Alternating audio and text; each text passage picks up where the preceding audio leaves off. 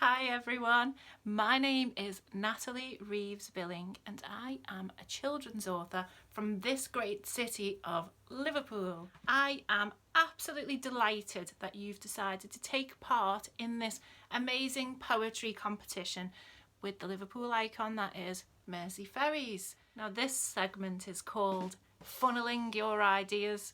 See what I did there?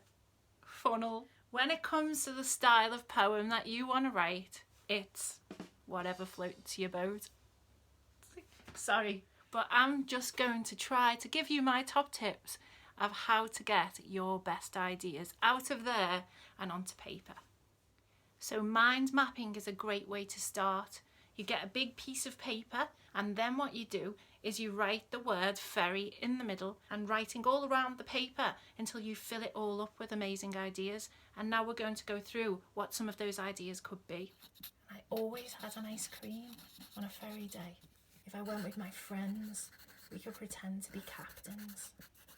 And when it's finished, it can look something like this, like a cloudy brain with stems and tentacles on. Tip 1 for me would be personal experiences. Have you ever been on a ferry? If so, what was it like? If you're all at sea, then that's often a good place to start. Go back into your head, close your eyes, have a think about what it was like, who were you with, what did it feel like, where did you go, and while it's fresh in your mind, write it all down on paper. Tip number 2, research. You can never beat research. Get online and have a look. Anything about the ferry, where does it live, how was it built, how old are they, what do they do, what powers it, how much does it weigh, and you'll soon find the things that you find most interesting about the ferry. Tip number 3, read some poetry. You can't get away from it. You're going to write a poem, then read some poems.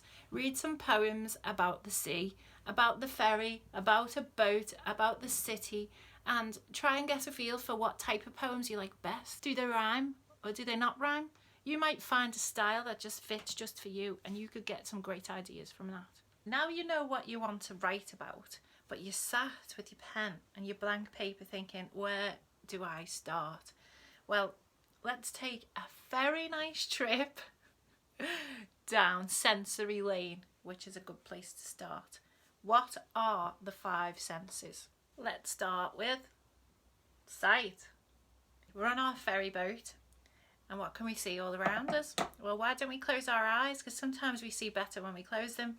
So I see hair whipping around, I see scarves flapping, I see seagulls flying, I see waves breaking against the boat. What do you see?